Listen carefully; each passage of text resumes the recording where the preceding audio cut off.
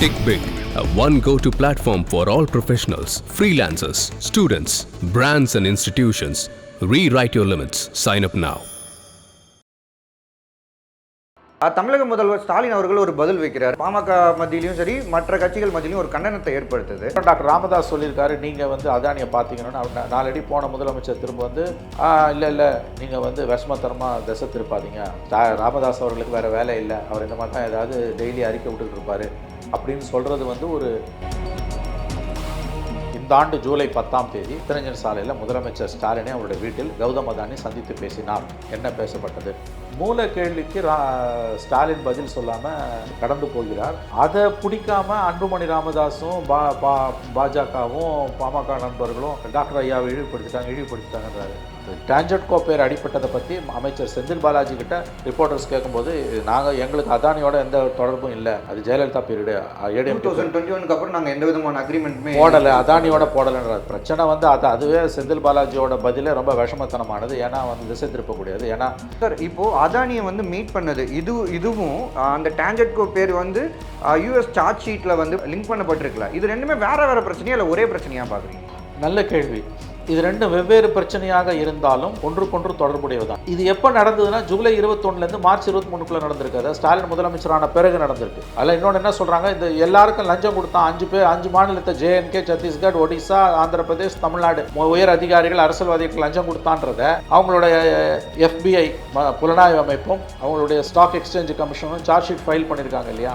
New York கோர்ட்டில் பதிவு பண்ணியிருக்கக்கூடிய தாக்கல் செஞ்சிருக்கக்கூடிய குற்றப்பத்திரிக்கையில் எப்படி அவங்க நிரூபிக்கிறாங்கன்னா, டான்ஜெட்கோவுக்கு ஸ்டாலின் ஆட்சிக்கு வந்த பிறகு அதானி லஞ்சம் கொடுக்கவில்லை என்பதை உறுதியாக ஏன் தமிழக அரசு அறிக்கை மூலமாக சொல்ல மறுக்கிறது? இன்றைக்கு முன்னாள் முதலமைச்சர்களாக இருக்கக்கூடிய ஜெகன் ரெட்டியும் சத்தீஸ்கர் முன்னாள் முதலமைச்சர் பூபேஷ் பகலும் கொடுக்குறாங்க. அவங்களே பிரஸ் மீட் கொடுக்குறாங்க, இல்லை ரிட்டர்ன் ஸ்டேட்மெண்ட் கொடுக்குறாங்க. அந்த மாதிரி எதுவுமே தமிழ்நாடு கவர்மெண்ட் கிட்ட வரல. மோடிக்கு அதானி ப்ராக்சியா பினாமியா, அதானிக்கு மோடி பினாமியான்றது கோழி முதல்ல வந்துதான் முட்டை முதல்ல வந்துதான்ற கதை. அதனால தான் அது பேர் மொதானின்வாங்க.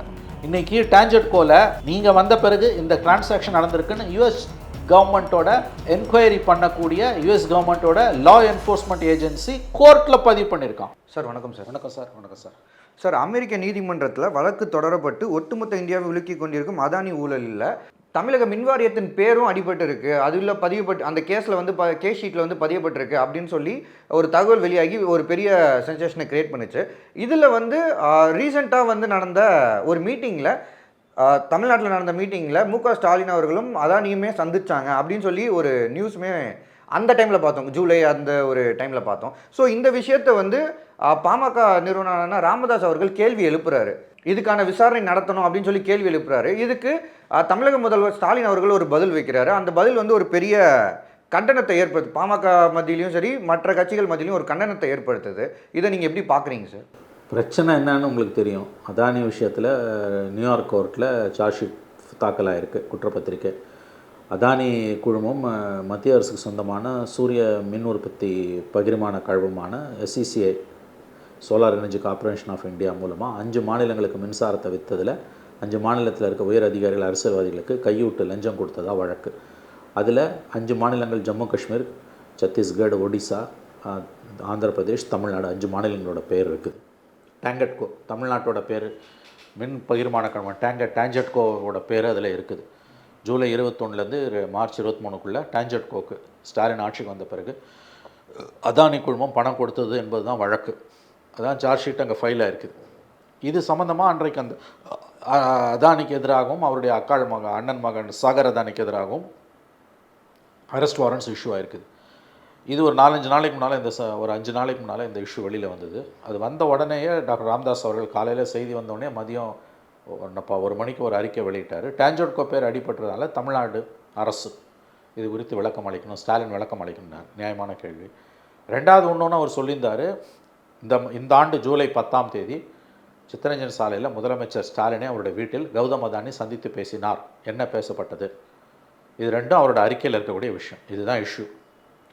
இப்போ இந்த டான்ஜெட்கோ பேர் அடிப்பட்டதை பற்றி அமைச்சர் செந்தில் பாலாஜி கிட்ட ரிப்போர்ட்டர்ஸ் கேட்கும்போது, எங்களுக்கு அதானியோட எந்த தொடர்பும் இல்லை, அது ஜெயலலிதா பீரியடு ஏடிஎம் 2021 அப்புறம் நாங்கள் எந்த விதமான அக்ரிமெண்ட்டுமே போடலை, அதானியோட போடலைன்ற பிரச்சனை வந்து அதுவே செந்தில் பாலாஜியோட பதிலே ரொம்ப விஷமத்தனமானது. ஏன்னா வந்து திசை திருப்பக்கூடியது. ஏன்னா எந்த இடத்துலையுமே இந்த அதானி விவகாரத்தில் நியூயார்க் கோர்ட்டில் இருக்க விஷயத்தில் அதானிக்கிட்டேருந்து டைரெக்டாக வாங்கினாங்கன்னு இல்லை. அதானி வந்து எஸ்சிசிஐ கொடுத்து எஸ்சிசிஐ அந்த 5 மாநிலங்களுக்கு கொடுத்தது அதான் வழக்கு. ஸோ அதை கடந்து போகிறாரு மந்திரி. இது செந்தில் பாலாஜியோட தரப்பு. நேற்றைக்கு ஒரு நிகழ்ச்சியில் கலந்துக்கிட்டு இருக்கும்போது முதலமைச்சர் ஸ்டாலினிடம் ரிப்போர்ட்டர்ஸ் கேட்குறாங்க, இந்த மாதிரி அதானி அப்படின்னு கேள்வியே சரியாக ஃப்ரேம் பண்ணலை அவங்க. ஆக்சுவலாக இந்த ரிப்போர்ட்டர்ஸ் வந்து ட்ரெயின் ஆகலைன்றதுக்கான உதாரணம் இதெல்லாம். 2 விதமான மெத்தட். ப்ரெஸ் கான்ஃபரன்ஸில் உங்களுக்கு 6 முறை கேள்வி கேட்கும்போது விலாவாரியாக கேட்கலாம். வழியில் மைக்கை போட்டு கேட்கும்போது கண்டென்ஸ் இதுன்ற மாதிரி டைரெக்டாக கேட்கணும். கேட்கும்பொழுது அப்படி இழுத்து கேட்குறாங்க அதானி அப்படி இப்படின்னும் போது மின்சாரம் அப்படின்னும் போது அது வந்து நாங்கள் செந்தில் பாலாஜியை பதில் கொடுத்துட்டாரு அப்படின்றாரு. அப்புறம் டாக்டர் ராமதாஸ் சொல்லியிருக்காரு, நீங்கள் வந்து அதானியை பார்த்தீங்கன்னா நாலடி போன முதலமைச்சர் திரும்ப வந்து இல்லை நீங்கள் வந்து விஷமத்தனமாக திசை திருப்பாதீங்க, ராமதாஸுக்கு வேறு வேலையே இல்லை அப்படின்னு சொல்லிட்டு போகிறார். இதை பிடிச்சிக்கிட்டாங்க. இப்போ அவர் வேலையே இல்லைன்னு சொன்னது ஒன்றும் என்னை பொறுத்த வரைக்கும் கேட்டிங்கன்னா அது வந்து ரொம்ப ஒரு அதாவது பொலிட்டிக்கலி ஸ்பீக்கிங் வந்து அதில் ஒன்றும் பெரிய அவதூறோ அல்லது பெரிய இன்சல்ட்டோ இருக்கிறதா நான் நினைக்கல. முதலமைச்சர் அதை தவிர்த்திருக்கலாம். ஆனால் அது ஒன்றும் ஒரு அன்பார்லிமெண்ட்ரி வேர்டு கிடையாது. டாக்டர் ராமதாஸ் அவர்களை முதலமைச்சர் ஸ்டாலின் அவர்கள் இழிவுபடுத்தியதாக நான் நினைக்கவில்லை. ராமதாஸ் அவர்களுக்கு வேறு வேலை இல்லை, அவர் இந்த மாதிரி தான் ஏதாவது டெய்லி அறிக்கை விட்டுக்கிட்டு இருப்பார் அப்படின்னு சொல்கிறது வந்து ஒரு இழிவான ஸ்டேட்மெண்ட்டாக நான் பார்க்கல. அது வந்து ஒரு எப்படி சொல்கிறதுனா அது வந்து ஒரு கொச்சைத்தனமான ஒரு ஸ்டேட்மெண்ட்டுன்னு சொல்லலாம்.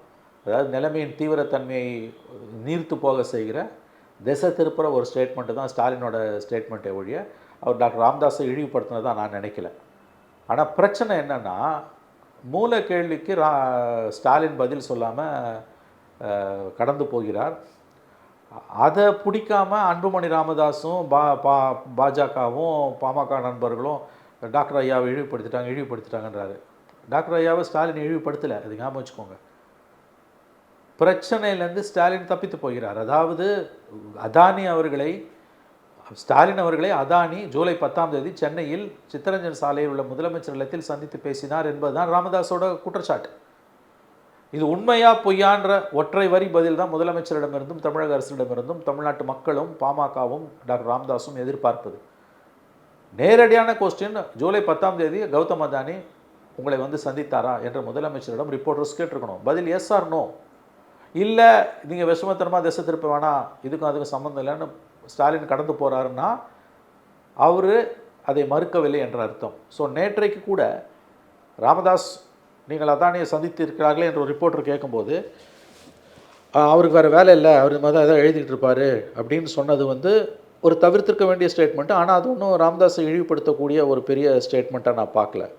மாறாக அதானியை நீங்கள் சந்தித்தீர்களா என்ற ராமதாஸ் அவர்களுடைய அந்த கேள்விக்கு பதில் சொல்லாமல் கடந்து போவதன் மூலம் கௌதம் அதானி ஜூலை 10ஆம் தேதி சென்னையில் தன்னுடைய சித்தரஞ்சன் சாலை இல்லத்தில் தான் சந்திக்கவில்லை என்று முதலமைச்சர் மு க ஸ்டாலின் மறுக்கவில்லை. இதுதான் இதில் கிடைக்கக்கூடிய செய்தி. புரியுதில்லை என்ன சொல்கிறது? இதுதான் நீங்கள் எடுத்துக்கணும். அதை விட்டுட்டு அன்புமணி ராமதாஸ் எதேதோ பேசுகிறாரு, பாமககாரங்க எதையோ பேசுகிறாங்க, அவங்க கூட்டணியான பாஜகவில் இருக்கக்கூடிய தமிழிசை ஒன்று இதே சொல்கிறாங்க, இவர் அண்ணாமலை அங்கேருந்து ஸ்டேட்மெண்ட் விடுறாரு. இவையெல்லாம் வந்து இஷ்யூலேருந்து டைவெர்ட் பண்ணுறாங்க. அதானியை முதலமைச்சர் சந்தித்தாரா சந்திக்கலையா இதாங்க கேள்வி. Yes or no. அதுக்கு வேறு ஏதோ சொல்கிறது மூலமாக அதானியை முதலமைச்சர் சந்தித்தார் என்ற கருத்தை ஸ்டாலின் அவர்கள் மறுக்கவில்லை. Stalin has not denied the statement that Adani had met him in Chennai. இவ்வளோதாங்க இதில் விஷயம். சார், இப்போது அதானியை வந்து மீட் பண்ணது இதுவும் அந்த டான்ஜெட்கோ பேர் வந்து யூஎஸ் சார்ஜ் ஷீட்டில் வந்து லிங்க் பண்ணப்பட்டிருக்கல. இது ரெண்டுமே வேறு பிரச்சனையா இல்லை ஒரே பிரச்சனையாக பார்க்குறீங்க? நல்ல கேள்வி. இது ரெண்டும் வெவ்வேறு பிரச்சனையாக இருந்தாலும் ஒன்றுக்கொன்று தொடர்புடையதுதான். அதானி குழுமத்துடன் தமிழக அரசுக்கு இருக்கக்கூடிய உறவு என்பதை டான்ஜெட்கோ பெயர் நியூயார்க் நீதிமன்றத்தில் இடம்பெற்றிருக்கக்கூடிய விஷயத்திலிருந்து நாம் பிரித்து பார்க்க முடியாது. ஏனெனில் டான்ஜெட்கோவுக்கு அதானி குழுமம் எஸ்சிசி மூலமாக லஞ்சம் கொடுத்திருப்பது உண்மை என்றால், ஏன்னா இப்போதைக்கு அது ஒன்லி குற்றச்சாட்டு அளவில் தான் இருக்குது, நிரூபிக்கப்படலை. அது உண்மை என்றால் இது எப்போ நடந்ததுன்னா ஜூலை 21 மார்ச் 23 நடந்திருக்கு. அதாவது ஸ்டாலின் முதலமைச்சரான பிறகு நடந்திருக்கு. ஒருவேளை நடந்திருந்தால் யுஎஸ் சார்ஜ் ஷீட் படி அது நடந்திருக்கு.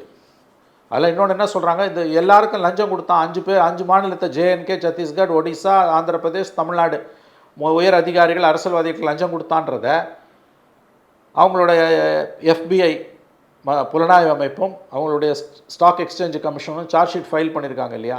நியூயார்க் கோர்ட்டில் பதிவு பண்ணியிருக்கக்கூடிய தாக்கல் செஞ்சுருக்கக்கூடிய குற்றப்பத்திரிக்கையில் எப்படி அவங்க நிரூபிக்கிறாங்கன்னா, இந்த சாகர் அதானியை கடந்த 2023 மார்ச் மாதம் அமெரிக்க விசாரணை அதிகாரிகள் விசாரணை வளையத்துக்குள் கொண்டு வந்து அவருடைய மொபைல் ஃபோனை பரிசோதிக்கிறாங்க.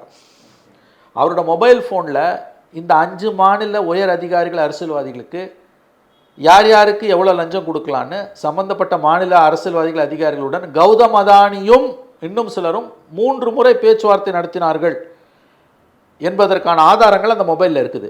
2வது, எவ்வளோ பணம் கைமாறினதுன்றதுக்கான எலக்ட்ரானிக் எவிடன்ஸ் இருக்குது, எக்ஸல் ஷீட் இருக்குது, ஒயர் எவிடன்ஸ் இருக்குது.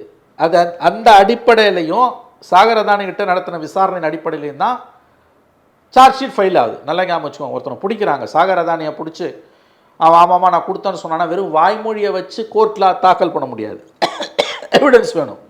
அந்த எவிடன்ஸ் தான் அவரோட மொபைல்லேருந்து எடுக்கக்கூடிய எவிடன்ஸ்.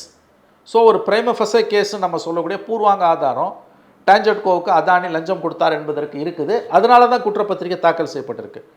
நவ் டான்ஜெட்கோவுக்கு ஸ்டாலின் ஆட்சிக்கு வந்த பிறகு அதானி லஞ்சம் கொடுக்கவில்லை என்பதை உறுதியாக ஏன் தமிழக அரசு அறிக்கை மூலமாக சொல்ல மறுக்கிறது? மைக்கை நீட்டினா செந்தில் பாலாஜி இல்லை எங்களுக்கும் அதானி குழுமத்துக்கும் நாங்கள் ஆட்சி வந்த பிறகு எதுவுமே இல்லைன்னு சொல்லிட்டு போகிறது பதில் கிடையாது. இது ஒரு சீரியஸ் சார்ஜின் போது ரைட்டிங்கில் முதலமைச்சரோட ஸ்டேட்மெண்ட் அப்படி தான் வந்து ஜெகன் ரெட்டி கொடுக்குறாரு. அப்படி தான் இன்றைக்கு முன்னாள் முதலமைச்சர்களாக இருக்கக்கூடிய ஜெகன் ரெட்டியும் சத்தீஸ்கர் முன்னாள் முதலமைச்சர் பூபேஷ் பகலும் கொடுக்குறாங்க.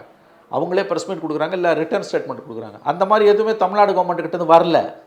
சும்மா வாய்மொழியை சொல்லிட்டு ஓடுறாரு கார்கிட்ட மைக்கை நீட்டும் போது செந்தில் பாலாஜி. நீங்கள் கேட்ட கேள்வி, டான்ஜெட்கோவுக்கு லஞ்சம் கொடுத்ததும் அதானி அவர்களை ஸ்டாலின் சந்தித்ததும் வெவ்வேறு நிகழ்வா ஒரே நிகழ்வானா தெரியாது. கூடிய வரைக்கும் அதில் தொடர்பு இருப்பதற்கான வாய்ப்புகள், இந்த ரெண்டுத்துக்கும் தொடர்பு இருப்பதற்கான வாய்ப்புகள் இருக்கின்றன என்று நம்புவதற்கு காரணங்கள் அதிகமாக இருக்கின்றன. அரசியலில் நேரடியான பதில்கள் சில நேரத்தில் வராது. மறைமுகமான பதில்கள் மூலமாக தான் நீங்கள் என்ன நடந்தது என்பதை கண்டுபிடிக்க முடியும். புரியுதா நான் சொல்கிறது? ஸோ உங்கள் நல்ல கேள்வி, அதாவது டான்ஜெட்கோவோட பேர் இடம்பெற்றதும் அதானியை ஸ்டாலின் சந்தித்ததும் வெவ்வேறு நிகழ்வா ஒன்றுக்கொன்று தொடர்புடைய நிகழ்வா என்றால் ஒன்றுக்கொன்று தொடர்புடைய நிகழ்வு தான் என்று நம்புவதற்கான காரணங்கள் தான் அதிகமாக இருக்கின்றன. அதைத்தான் ராமதாஸ் மறைமுகமாக வலியுறுத்துகிறார். இந்த நிலைமையின் தீவிரத்தன்மை தெரிந்த காரணத்தால் தான் முதலமைச்சர் நேரடியாக பதில் சொல்லாமல் அதை கடந்து போகிறார். ஓகே சார், இப்போ விசாரணை வேணும்னு சொல்லி ராமதாஸ் அவர்கள் முன்வைக்கிறது வந்து ரொம்ப ஒரு ரீசனபிளான ஒரு விஷயம். அது டான்ஜெட்கோக்கு சந்திச்சது கிடையாது. ஆமாம், டான்ஜெட்கோ விஷயத்தில். ஆனால் டிஎம்கே தரப்புலேருந்து என்ன சொல்கிறாங்கன்னா, நாங்கள் எந்த விதமான அக்ரிமெண்ட்டுமே போடலை, குறிப்பாக நாங்கள் ஆட்சிக்கு வந்ததுக்கப்புறம் எந்த விதமான அக்ரிமெண்ட்டுமே அதானி குழுமத்தோடு நாங்கள் போடலை. நீங்கள் உங்களுக்கு வேணும்னா இப்போ இந்த மாதிரி வந்து அமெரிக்க நீதிமன்றத்தில் இந்த மாதிரி சார்ஜ் ஷீட் பதியப்பட்டிருக்கல, நீங்கள் வேணும்னா பிஜேபி தரப்புலேருந்து முன் வச்சு இன்வெஸ்டிகேஷனை ஸ்டார்ட் பண்ணுங்கள், நாங்கள் ஃபேஸ் பண்ண ரெடியாக இருக்கோம். ஏன் பிஜேபி ஏன் தயங்குறாங்க இன்வெஸ்டிகேஷன் ஸ்டார்ட் பண்ணுறதுக்குன்ற கேள்வியை முன் வைக்கிறாங்க? தாங்க இந்த விஷயத்தில் பிஜேபியோட ஸ்டாண்டு திமுகவை காப்பாற்றுது, தெரிஞ்சோ தெரியாமலோ காப்பாற்றுது. ஏன்னா அதானி வந்து மோடியோட ப்ராக்ஸின்றது எல்லாருக்குமே தெரியும். மோடிக்கு அதானி ப்ராக்ஸியா பினாமியா, அதானிக்கு மோடி பினாமியான்றது கோழி முதல்ல வந்து தான் முட்டை முதல்ல வந்துதான்ற கதை. அதனால தான் அது பேர் மொதானின்வாங்க இல்லையா. மோடிக்கு அதானி பினாமியா, அதானிக்கு மோடி பினாமியான்றது கோழி முதல்ல வந்து தான் முட்டை முதல்ல வந்துதான்ற தத்துவார்த்த பின்புலம் கொண்ட விஷயம் அது. அதனால தான் அதற்கு பெயர் மொதானி. ஹிண்டன்பர்க் ரிப்போர்ட் வரும்போது இதே திமுக எவ்வளோ தூரம் காது வரைக்கும் வாய் கிழிகிற அளவுக்கு பேசினார்கள் என்பதை நாடறியும். இன்றைக்கி டான்ஜெட்கோவில் நீங்கள் வந்த பிறகு இந்த டிரான்சாக்ஷன் நடந்திருக்குன்னு யுஎஸ் கவர்மெண்ட்டோட என்கொயரி பண்ணக்கூடிய யுஎஸ் கவர்மெண்ட்டோட லா என்ஃபோர்ஸ்மெண்ட் ஏஜென்சி கோர்ட்டில் பதிவு பண்ணியிருக்கான் இல்லையா. இப்போ வரும் சார், ஞாபகம் வச்சுக்கோங்க. அடுத்தடுத்த கட்டங்களில் இந்த இப்போ அந்த 5 பேரில் ஒருத்தன் பேர் தான் வந்திருக்கு. யாருன்னா ஜெகன்மோகன் ரெட்டி பேர் மட்டும்தான் வந்திருக்கு. 1099 கோடி பேசினாங்கன்னு. மற்ற 4 மாநிலங்களுக்கும் ஜம்மு அண்ட் காஷ்மீர், சத்தீஸ்கர், ஒடிசா அண்ட் தமிழ்நாடு யார் யாருக்கு கொடுக்கப்பட்டது என்ற விவகாரம் வரும் நாட்களில் நியூயார்க் நீதிமன்றத்தில் வெளியில் வரும். வந்தே தீரணும், இல்லைனா அவன் மாட்டிப்பான், எஸ்சிசியையும் எஃபிஐயும் மாட்டிப்பாங்க. ஜட்ஜி கேட்பார்ல சப்சிக்வெண்ட் சப்ளிமெண்ட்ரி சார்ஜ் ஷீட்ஸில் டான்ஜெட்கோ சார்பாக யாருக்கு அதானி குழுமம் பணம் கொடுத்தது என்ற விவரம் வரும் நாட்களில் சில நாட்களில் விரைவில் நியூயார்க் நீதிமன்றத்தில் வெளியில் வரும். அப்போ திமுக என்ன மாதிரியான பதில் சொல்கிறாங்கன்றதை நீங்கள் பாருங்கள். அதாவது இதை கடந்து போகிறதும், எள்ளி நகையாடுறதும், சவால் விடுறதும், ஊழவுதார் விடுறதும், முடிஞ்சால் அவனால் செஞ்சுப்பார், பிஜேபியை கேளு, இந்த கதையெல்லாம் வந்து நியூயார்க் நீதிமன்றத்தில் டான்ஜெட்கோ சார்பாக யார் வாங்கினார்கள் என்ற விவரம் வெளியில் வரும்பொழுது இவர்கள் முகத்திரை கிழிந்து தொங்கும், எழுதி வைத்து கொள்ளுங்கள். ஏன்னா நல்லா ஞாபகம் வச்சுக்கோங்க, நாங்கள் வந்த பிறகு இது நடக்கலை, இது முன்னாலே நடந்தது, அதிமுக கவர்மெண்ட்டில் நடந்தது அப்படின்னு செந்தில் பாலாஜி சொல்லிட்டு கடந்து போகிறாரு. இது உண்மைன்னா இன்றைக்கி இவ்வளோ தூரம் இவங்க கவர்மெண்ட் வந்த பிறகு தான் நடந்திருக்குன்னு அவன் தெளிவாக சொல்கிறான். ஏன்னா அந்த சார்ஜ் ஷீட்டில் 19, 20 பக்கத்தில், 21 பக்கத்தில், 3 பக்கத்தில் இந்த டிரான்சாக்ஷன் பூரா அந்த 5 மாநிலங்களுக்கும் ஜூலை 23லேருந்து மார்ச் 23 வரைக்கும் தான் நடக்குது. அந்த பீரியடில் இங்கே யார் ஆட்சியில் இருந்தா? சிம்பிள் ஃபேக்ட், டிஎம்கே தான். எஸ், இவங்க முழு பூசணிக்காவை சோத்தில் மறைக்கிறாங்க. அதாவதுங்க, இங்கே மீடியாவை கையில் வச்சுக்கிட்டு இந்த விஷயத்தை திசை திருப்பி வெறும் அதானிக்கு எதிராக மட்டுமே கொண்டு போகலாம். ஆனால் ஒரு ஸ்டேஜ் வரைக்கும் தான். டான்ஜெட்கோவில் யாருக்கு இது கொடுக்கப்பட்டது என்ற விவகாரம் நியூயார்க் நீதிமன்றத்தில் விரைவில் வெளியில் வரும். அப்பொழுது இன்றைக்கு பேசிக்கொண்டிருப்பவர்கள், திமுகவுக்கு வக்காலத்து வாங்குபவர்கள் முகமூடி கிழிந்து தூங்குவார்கள். நீங்கள் ரொம்ப நாள் சிலரை சில காலம் ஏமாற்றலாம், பலரை சில காலம் ஏமாற்றலாம், எல்லாரையும் எல்லா காலத்திலையும் ஏமாற்ற முடியாது. இதுவரைக்கும் அந்த குற்றச்சாட்டுகள்லையே வலுவான குற்றச்சாட்டு ஒரு அமெரிக்க நீதிமன்றத்தில் தமிழக அரசு நிறுவனத்துக்கு கையூட்டு கொடுக்கப்பட்டதாக நல்லா ஞாபகம் வச்சுக்கோங்க.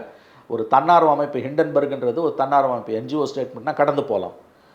இது யுஎஸ் கவர்மெண்ட்டோட சார்ஜ் ஷீட்டு கோர்ட்டில் ஃபைலாக இருக்குது. அந்த யுஎஸ் கவர்மெண்ட் ரிப்போர்ட் கூட வெறும் ரிப்போர்ட்டாக வந்ததுனா கூட நீ கடந்து போகலாம். ரிப்போர்ட்டுன்னு கோர்ட்டுக்கு போகுது, கோர்ட்டில் எவிடன்ஸ் இல்லாமல் அட்மிட் பண்ண மாட்டான். அங்கெல்லாம் வந்து தவறாக ஒருத்த மேலே சொல்லிட்டான்னா, யுஎஸ் கவர்மெண்ட்டே ஒருத்த மேலே தவறாக கேஸ் போட்டுதுன்னா கோடிக்கணக்கான ரூபாய் வந்து நஷ்டஈடாக கொடுக்க வேண்டியிருக்கும்.